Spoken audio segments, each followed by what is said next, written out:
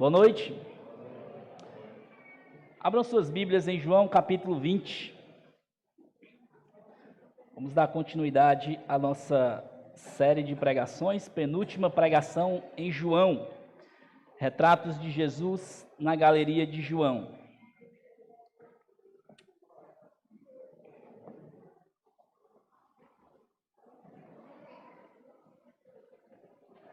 Ok. Deixa eu baixar um pouquinho aqui. Ok.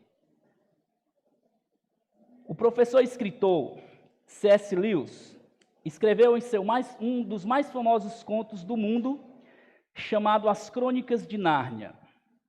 É uma história de fantasia que se divide em 7 pequenos livros, mostrando a vida nas terras de Nárnia. Em seu segundo livro, chamado Leão, a Feiticeira e o Guarda-Roupas, no final do livro nós vemos um retrato de redenção contado pelas lentes de Lewis. Edmundo é um dos 4 irmãos da história que retrata a chegada em Nárnia. Esse menino é o que faz aliança com a feiticeira, que governa sobre a terra de Nárnia, tornando aquela terra fria e subjugando os habitantes da terra. Depois de uma condenação por parte da feiticeira, Edmundo foi condenado. Aslan, o leão daquela terra, decide tomar o lugar de Edmundo e morrer em seu lugar.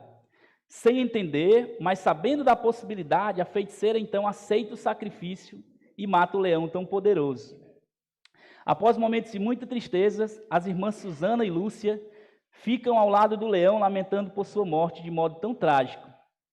Após um tempo, de modo milagroso, Aslan ressurge, mostrando seu poder sobre a magia da feiticeira e começa o início da jornada para libertar Nárnia. Diz assim a narrativa de Lewis: olharam, iluminado pelo sol nascente, maior do que antes, Aslan sacudia a juba. Pelo visto, tinha voltado a crescer. Aslan, Aslan, exclamaram as meninas espantadas, a olhar para ele, ao mesmo tempo assustadas e felizes. Você não está morto? Agora não, respondeu ele. Mas você não é Susana trêmula não teve coragem de usar a palavra fantasma. Aslan baixou a cabeça dourada e lambeu-lhe a testa. O calor do seu bafo era de criatura viva. Parece um fantasma? Não, você está vivo, Aslan, gritou Lúcia. E as 2 meninas atiraram-se sobre ele com 1000 beijos. Aí nós vemos a cena. Essa é uma historinha de ficção que retrata uma história de redenção, que alguém entrega lá a sua vida em lugar de outro. O leão aí retratado por Aslan, uma bela história onde ele toma o lugar de Edmundo, que merecia morrer. Uma história de ficção. Mas quando nós olhamos a nossa palavra de Deus, a Bíblia, nós vemos que essa história, ela é uma história real e ela existiu. O Senhor Jesus, o Deus encarnado, ele morreu. Ele morreu em nosso lugar. Mas ele não apenas morreu, ele triunfou e ele ressurgiu. A história que nós veremos hoje, nós veremos a narrativa de Jesus, o Redentor, ressurreto. Nós vamos ver que aqueles sofrimentos que nós vimos na semana retrasada e a morte que nós vimos semana passada, elas não puderam deter o nosso Salvador. Ele ressurgiu. Ele vive. Vamos ler o trecho de João capítulo 20, os versículos 1 ao 18. A palavra de Deus diz assim: no primeiro dia da semana, de madrugada, quando ainda estava escuro, Maria Madalena foi ao túmulo e viu que a pedra tinha sido removida. Então correu e foi até onde estava Simão Pedro e o outro discípulo a quem Jesus amava. E disse-lhe: tiraram o Senhor do túmulo e não sabemos onde colocaram. Com isso, Pedro e o outro discípulo saíram e foram até o túmulo. Ambos corriam juntos, mas o outro discípulo correu mais depressa do que Pedro e chegou primeiro ao túmulo. E abaixando-se, viu lençóis de linho, mas não entrou. Simão Pedro, seguindo, chegou e entrou no túmulo. Ele também viu os lençóis e o lenço que tinha estado sobre a cabeça de Jesus, e que não estava com os lençóis, mas enrolado num lugar à parte. Então o outro discípulo que havia chegado primeiro ao túmulo também entrou. Ele viu e creu, pois ainda não tinha compreendido a Escritura, que era necessário que ele ressuscitasse dentre os mortos. E os discípulos voltaram outra vez para casa. Maria, no entanto, permaneceu junto à entrada do túmulo, chorando. Enquanto chorava, abaixou-se, olhou para dentro do túmulo e viu 2 anjos vestidos de branco, sentados onde o corpo de Jesus tinha sido colocado, um à cabeceira e o outro aos pés. Então eles perguntaram: mulher, por que você está chorando? Ela respondeu: porque levaram o meu Senhor e não sei onde puseram. Depois de dizer isso, ela se virou para trás e viu Jesus em pé, mas não reconheceu que era Jesus. Jesus lhe perguntou: mulher, por que você está chorando? A quem você procura? Ela, supondo que ele fosse o jardineiro, respondeu: se o Senhor o tirou daqui, diga-me onde colocou e eu o levarei. Jesus disse: Maria. Ela, voltando-se, lhe disse em hebraico: Rabone, que quer dizer mestre. Jesus continuou: não me detenha, porque ainda não subi para o meu Pai. Mas vá até os meus irmãos e diga a eles: subo para o meu Pai e o Pai de vocês, para o meu Deus e o Deus de vocês. Então Maria Madalena foi e anunciou aos discípulos: eu vi o Senhor, e contava que Jesus lhe tinha dito essas coisas. Vamos orar mais uma vez. Senhor, a Tua palavra está diante de nós, Senhor. Nós vemos o relato nas últimas semanas do sofrimento tão pesado e doloroso do nosso Senhor Jesus. Lemos também que o Senhor morreu, lemos que o Senhor foi crucificado numa cruz, sacrifício que não era seu. Mas hoje, Senhor, nós temos uma esperança maravilhosa. A morte não pôde deter o Senhor. O Senhor não ficou lá naquele túmulo, o Senhor não ficou na cruz. Muito obrigado por essa narrativa, essa história que nos é contada através da Tua palavra. Por causa disso, Senhor, nós temos esperança em Ti. Muito obrigado, Pai. Obrigado pela Tua palavra. Faça, Senhor Deus, com que os corações aqui presentes hoje possam entender a Tua palavra e que o Senhor possa trazer entendimento àqueles que ainda não entenderam esse sacrifício. Aqueles que ainda não entenderam, meu Deus, essa obra maravilhosa de salvação.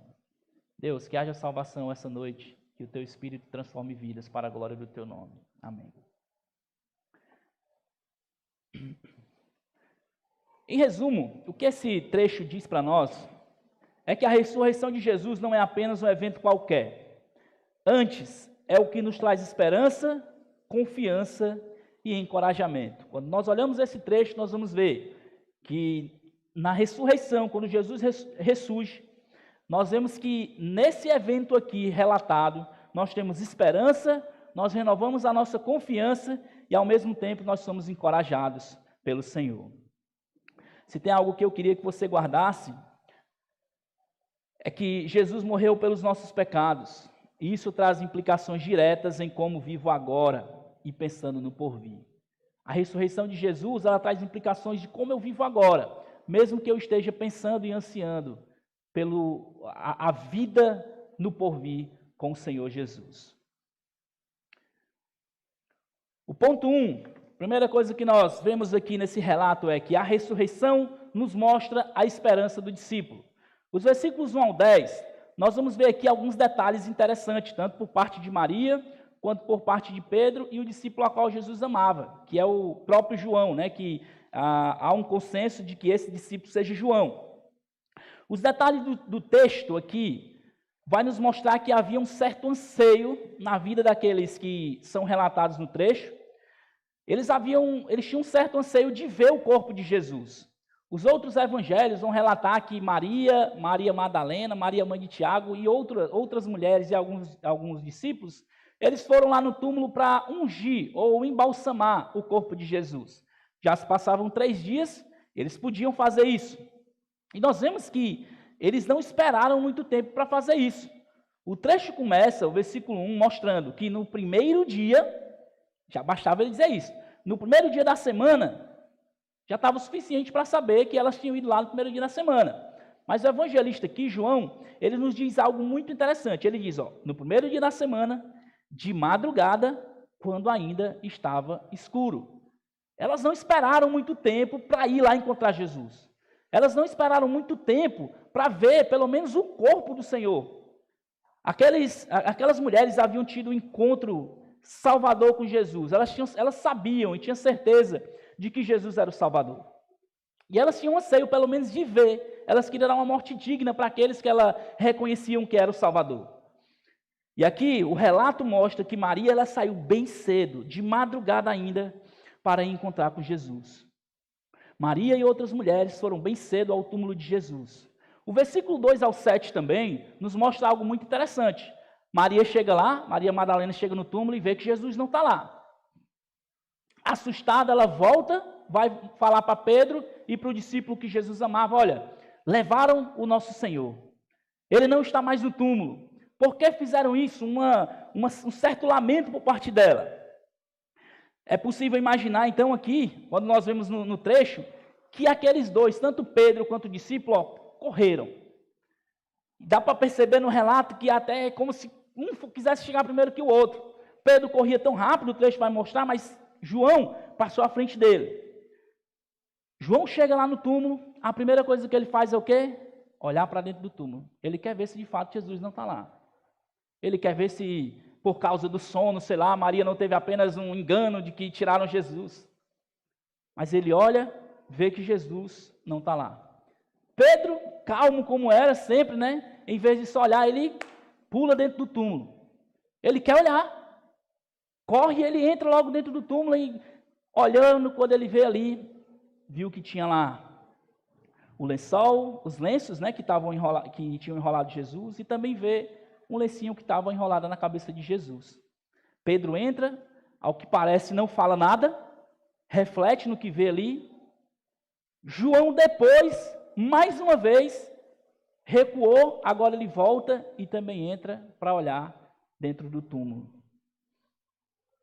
O discípulo que chegou primeiro foi Pedro, logo entrou e viu que Jesus não estava lá. Depois João também entrou e viu também que Jesus não estava lá. Nós vemos aqui um anseio deles. Assim como Maria, Madalena e outras mulheres queriam ir lá e balsamar Jesus, há também um anseio por parte daqueles dois discípulos. Eles queriam saber alguma notícia do Salvador. Imagina só, o relato de Lucas, ele vai relatar isso de uma maneira muito mais detalhada, quando aqueles dois discípulos estão caminhando no caminho de Emaús e que há uma ansiedade no coração dos discípulos. Aqueles que eles sabiam que era o Salvador, morreu. O Salvador está morto. E agora? Aqueles que eles achavam que era o Messias, morreu. E já fazem 3 dias. Aqueles 3 dias devem ter sido uma eternidade para eles. Eles estavam ansiosos por ver o Salvador. E quando se tem uma notícia, eles correm. Aqui vemos algo muito interessante também nesse relato. O túmulo não estava violado. O túmulo não estava violado, a gente vê no relato. Ou seja, não foi o inimigo de Jesus que levou o corpo dele, porque se fosse o inimigo de Jesus, certamente eles tinham acabado com o corpo de Jesus ali. Os lençóis bem colocados num cantinho, o lenço bem dobrado em outro, mostra primeiro que não foi o inimigo que levou Jesus dali, e outro também que não foram nenhum dos amigos de Jesus. Porque se fosse, será mesmo que um amigo de Jesus quisesse levar o corpo dele, ia pensar em tirar os lençóis e o lenço da cabeça de Jesus? Jamais eles iam pensar nisso. Aqui nós vemos então, depois que Pedro saiu, João ali entra, olha, e aí o trecho diz aqui, no versículo 8, diz assim, ele viu e creu. Viu e creu, viu o quê? Creu em quê? Ao que parece, João não tinha prestado muita atenção na primeira olhada lá dentro, lá quando chegou no túmulo, mas quando ele entrou, ele viu que ali não tinha uma cara de algo que foi violado. Alguém não levou Jesus. Alguém não tirou Jesus daqui. Ele de fato ressuscitou. E ele, quando vê aqueles lençóis num cantinho bem arrumadinho, aquele lenço dobradinho em outro, ele então lembra, e aí o trecho vai dizer, no versículo 9, pois ainda não tinha compreendido a Escritura, que era necessário que ele ressuscitasse dentre os mortos. Jesus tinha dito isso para eles, né? Que ele ia morrer, mas que ao terceiro dia ele ressuscitaria. Então ele viu a maneira com que estava aquele lugar, aquele túmulo, João soube que ali não era algo incomum que tinha acontecido. Aqui nós vemos então a diferença de como eles chegaram e a diferença de como eles voltaram. O versículo 10 diz: e os discípulos voltaram outra vez para casa. Parece que eles renovaram a esperança deles, porque Jesus tinha dito que ia morrer, mas que ele ia ressuscitar. E Jesus sabia onde encontrar eles. Jesus sabia onde era a casa deles. Onde era o lugar que eles poderiam encontrar com Jesus. Então, o que eles fizeram? Depois de ter a certeza que o Senhor Jesus ressuscitou, eles então voltam para casa. Aqui nós já não vemos o desespero do começo. Nós já não vemos eles correndo, voltando para casa. A primeira coisa que a ressurreição de Jesus nos mostra é a esperança dos discípulos. A esperança dos discípulos é renovada. A esperança dos discípulos é renovada porque o Senhor Jesus não foi detido pela morte. A morte não pôde deter o nosso Salvador. Diante disso também, a segunda coisa que nós vemos é que a ressurreição traz confiança no Salvador. Uma coisa interessante que a gente vai ver aqui, nos versículos 11 ao 16, é que mesmo depois de todo aquele relato, Maria continua chorando. O trecho diz, versículo 11, Maria, no entanto, permanecia junto à entrada do túmulo, chorando, enquanto chorava, se baixou e olhou para dentro do túmulo. Até então, Maria não tinha olhado para dentro do túmulo, assim como os discípulos fizeram. Ela chegou apenas e viu que a pedra tinha sido removida, correu para avisar para os discípulos, e agora ela olha para dentro do túmulo. Quando ela olha lá dentro, ela vê duas coisas que eles não tinham visto. Primeiro, ela vê anjos, versículo 12, e viu 2 anjos vestidos de branco, sentados onde o corpo de Jesus tinha sido colocado, um à cabeceira e o outro aos pés.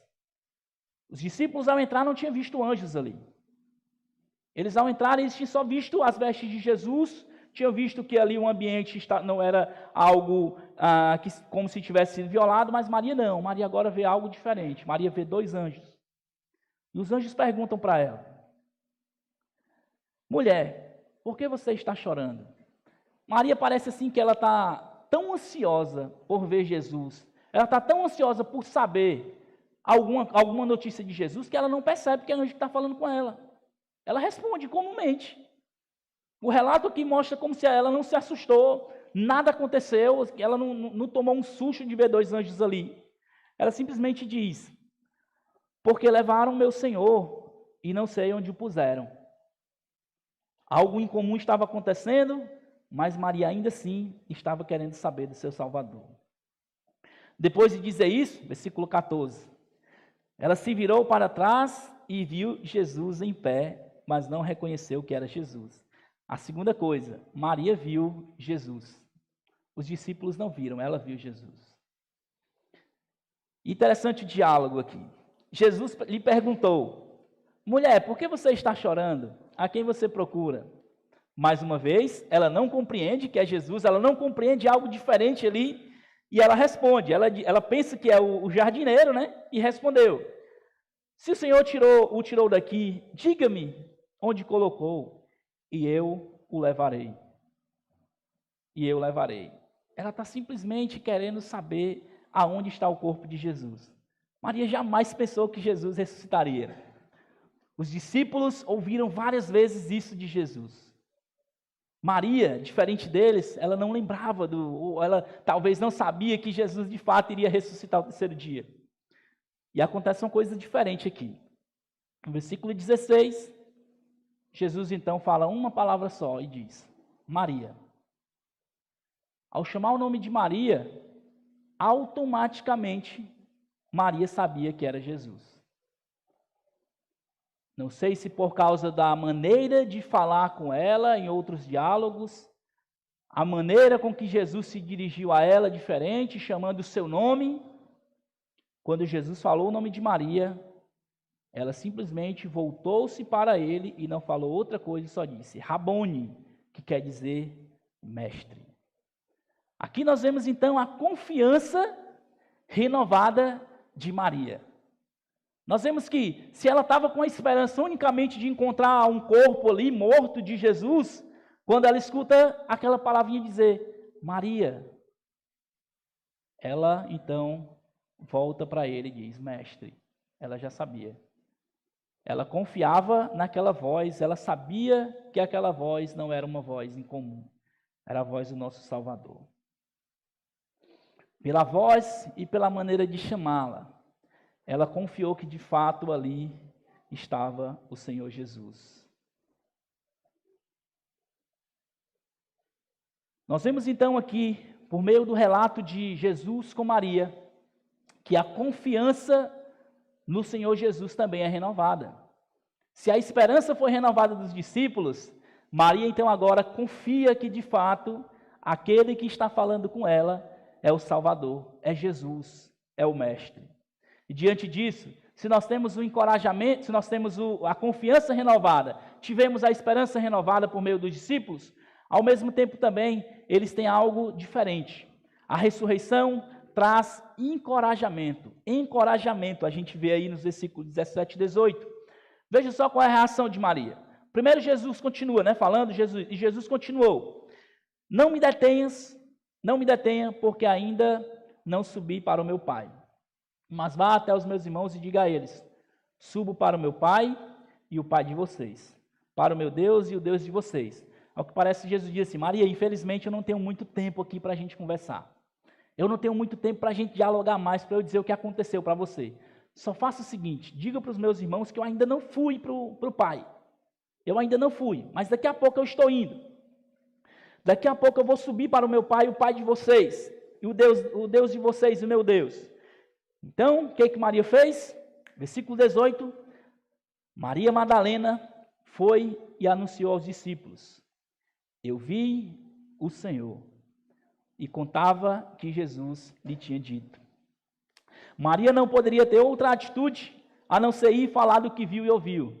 Você lembra do que nós pregamos lá sobre, lá em João capítulo 4, quando a mulher samaritana encontra com Jesus? Depois de Jesus dizer que tudo que ela tinha feito, dizer de tudo que ela era, o que Jesus diz para ela? Vai, conta lá para os teus. Quando ela chega, conta, ela diz, venha e vê aquele que sabe tudo ao meu respeito, aquele que tem dito tudo ao meu respeito. Do mesmo jeito, Maria Madalena sai aqui e conta a Jesus. E contava que Jesus lhe tinha dito essas coisas.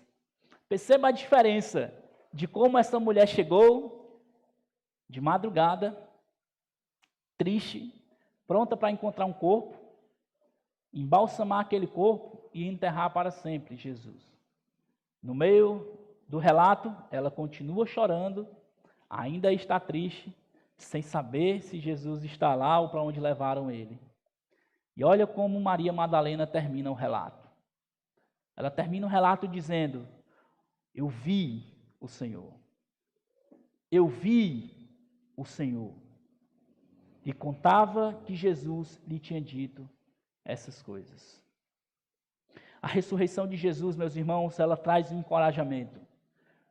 Por meio do que Jesus fez, por meio do que do trabalho completo de Jesus na cruz, nós somos encorajados a contar para outros essa obra completa de salvação.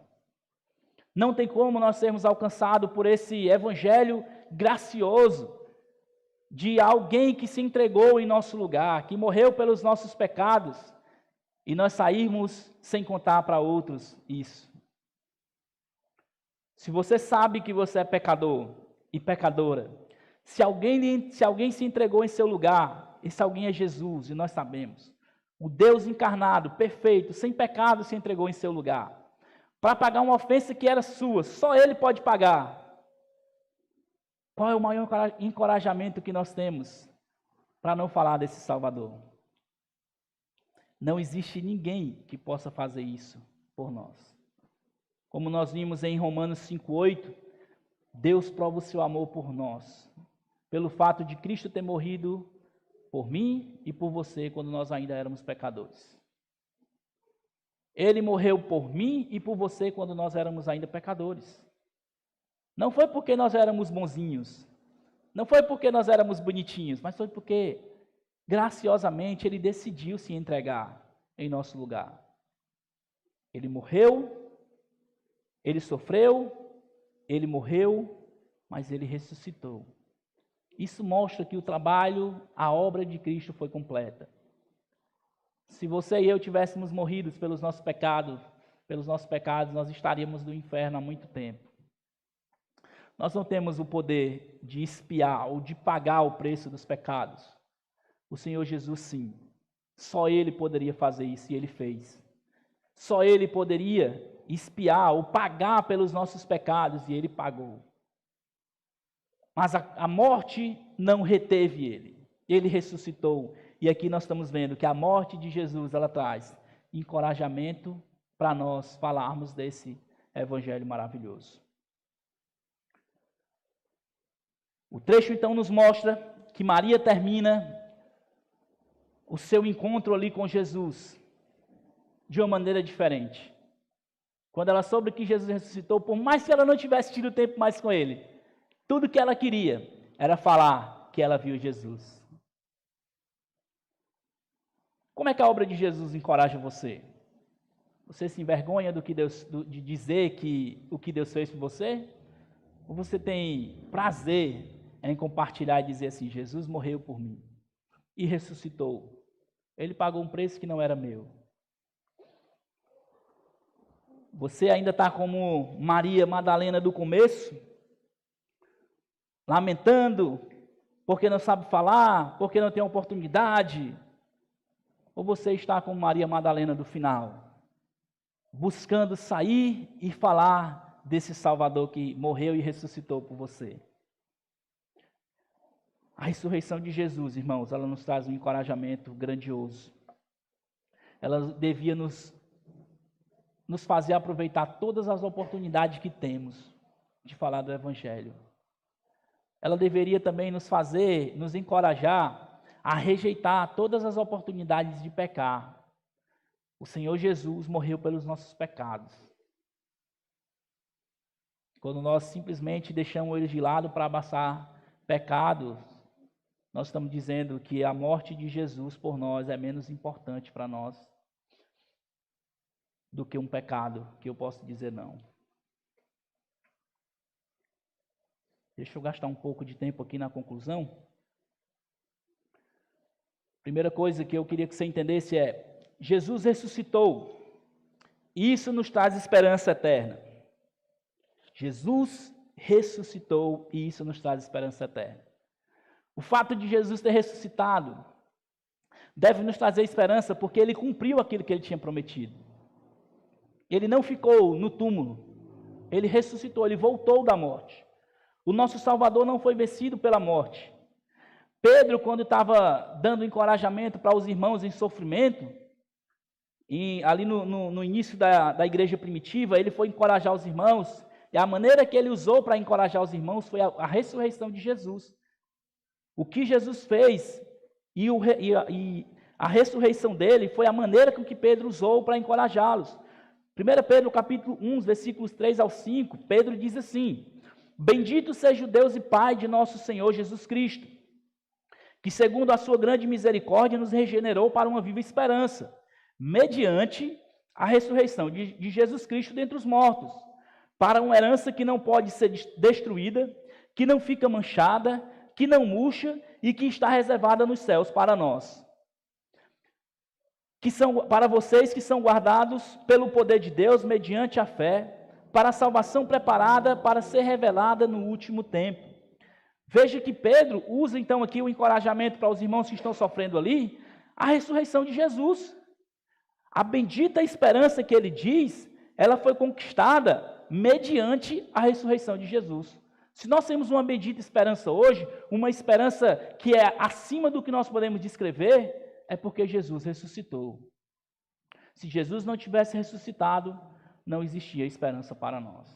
A morte teria vencido o Salvador, mas ele ressuscitou e ele venceu a morte. A ressurreição de Jesus deve trazer confiança para o seu povo.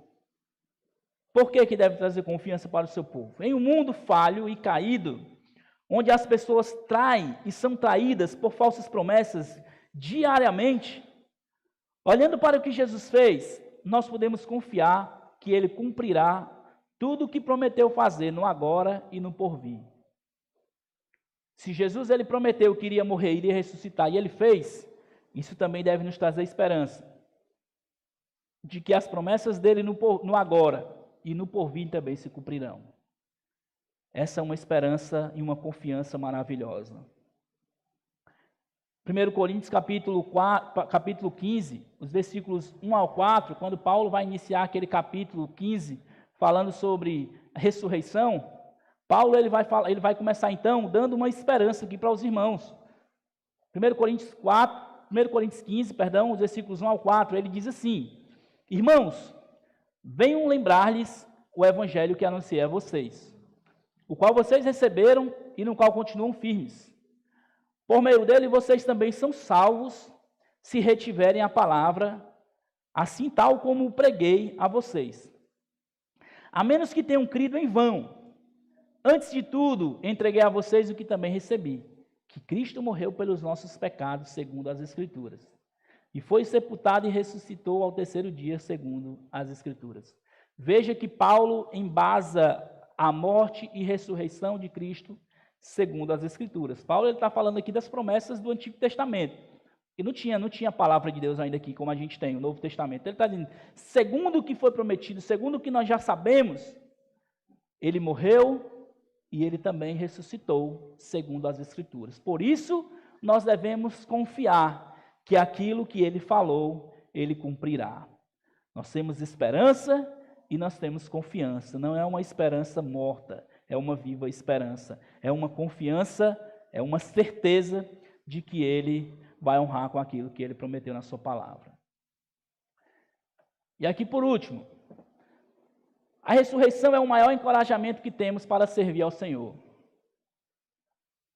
Uma vez que sabemos o que o Senhor fez por nós, servi-lo com tudo o que temos e o que podemos deve ser o mínimo para nós, o mínimo. Quando eu olho para o que o Senhor fez por mim, se eu faço parte da igreja, não estou falando da igreja do Eusébio, mas da igreja, o corpo de Cristo, a noiva de Jesus, a noiva do Senhor, a noiva do Cordeiro, se eu faço parte do povo de Deus, se eu sei o que eu posso fazer por esse povo, eu deveria me desgastar o máximo possível para fazer. Não estou dizendo aqui que todo mundo tem que largar os seus empregos, ser missionário, ser pastor, ou passar o tempo todo na igreja. Não é isso. Estou dizendo que, se você sabe que você tem a oportunidade de servir ao Senhor, seja na sua casa, seja no seu trabalho, seja na igreja, seja na sua rua, seja na igreja local, se você sabe que tem a oportunidade disso, a ressurreição de Jesus deve ser a maior motivação para você. Você só está aqui servindo a Deus porque Jesus ressuscitou e Ele venceu a morte. Não é porque a igreja precisa de nós. Não, irmãos, não é. Não é. É porque eu sirvo a Deus, porque Jesus serviu primeiro por mim. Ele deu o exemplo. Ele se entregou em meu lugar. Eu servir ao povo de Deus é o mínimo que eu posso fazer. Quando você se dispõe a fazer qualquer coisa, seja na sua vizinhança, na sua família ou na igreja local, você não está fazendo para o pastor Timóteo. Você não está fazendo para mim. Você não está fazendo pelo líder do ministério. Você está fazendo para Deus. E olhar para a obra de Jesus, olhar para o sacrifício de Jesus na cruz, deveria ser a maior motivação para nós, servir ao povo de Deus. Paulo usa a ressurreição como um meio de encorajar os irmãos em Corinto, no serviço do Senhor. Assim como eu comecei falando lá no capítulo 15, esse aqui é o maior trecho que Paulo escreve sobre qualquer assunto em suas cartas. 58 versículos, né? Obviamente, quando ele escreveu, não tinha versículos, mas depois dividiram para melhorar. Mas esse é o maior trecho que Paulo escreve em todas as suas cartas. E ele escreve sobre ressurreição. E quando ele termina, em tudo que ele falou sobre ressurreição, ele termina no versículo 58, 1 Coríntios 15, versículo 58, ele termina dizendo assim: a conclusão é, portanto, ou seja, diante de tudo que eu falei, A conclusão para vocês é: meus amados irmãos, eu acho que eu coloquei aqui. Portanto, meus amados irmãos, sejam firmes, inabaláveis e sempre abundantes na obra do Senhor, sabendo que no Senhor o trabalho de vocês não é vão. Tudo que nós fazemos para Deus, ainda é pouco. Paulo está dizendo aqui. E saibam que o trabalho de vocês, quando você faz um trabalho para Deus, você serve a Deus, não é um trabalho qualquer. Foi porque Jesus proporcionou que você fizesse isso. A igreja, o povo de Deus não precisa de nós. Deus é soberano e Ele levanta para usar quem Ele quiser. Você servir ao povo de Deus, você gastar a sua vida para servir ao povo de Deus, é um privilégio. Você servir a uma pessoa que você nem conhece é um privilégio. Eu não conheço todo mundo e eu sirvo. Você servir a sua família é um privilégio. Você servir a um vizinho é um privilégio. Você servir a pessoas no trabalho é um privilégio que você tem. Só serve com a motivação correta aqueles que entendem o sacrifício de Jesus e a sua ressurreição, a sua obra completa na cruz. A obra de Jesus, a sua ressurreição, o ápice ali, a ressurreição de Jesus, o vencimento dele sobre o triunfo dele sobre a morte, é o encorajamento que nós temos para servir ao Senhor, servindo aos outros. E eu também quero encorajar você que ainda não conhece o Salvador Jesus. Não sei se você já ouviu essa história, mas alguém se entregou no seu lugar. Romanos capítulo 6, versículo 23 diz que o salário do pecado é a morte. O salário do pecado é a morte. O salário ele tem que ser depositado na nossa conta todo mês, né? É uma coisa devida. Você trabalhou para receber o salário, então ele tem que pingar lá na conta. Do mesmo jeito, aqueles que estão vivendo longe de Deus, se você morrer longe de Deus, o salário vai pingar na sua conta. E vai ser a morte eterna longe de Deus. Mas o versículo continua. A parte B do versículo diz assim: mas o dom gratuito de Deus é a vida eterna em Cristo Jesus. O Senhor Jesus sofreu o seu sofrimento. O Senhor Jesus morreu a sua morte. E o Senhor Jesus ressuscitou, algo que você não conseguiria fazer. Tudo isso por graça. Nada de merecimento. Nenhum de nós aqui, que está nesse auditório, merece ser salvo. Nós podemos fazer o que pudermos. Podemos dar as esmolas que dermos. Podemos fazer a melhor obra que fizermos. Ainda assim, nós somos miseráveis pecadores, é o que a palavra de Deus diz. Mas a graça de Deus, ela alcança pecadores iguais a mim, iguais a você. Se você ainda não confiou em Jesus como seu Salvador, volte-se urgentemente para Ele. Essa é a maior decisão que você pode fazer na sua vida. Não existe nada mais precioso nesse mundo que você possa fazer, a não ser se voltar para o Salvador. Se você ainda não fez isso, esse é o melhor presente de final de ano que você poderia abraçar. O Senhor Jesus se entregou no seu lugar, sofreu o seu sofrimento, morreu a sua morte e ressuscitou para que você pudesse ter vida. Se você ainda não confiou no Senhor Jesus, nos procure no final desse culto. Coloque a sua confiança no Salvador. A palavra de Deus diz que nós precisamos nos voltar para Deus durante o dia que se chama hoje. Amanhã é incerto. O Senhor Jesus ainda está com as portas da graça abertas. Se você ainda não confiou nele, se volte para ele. Vamos orar.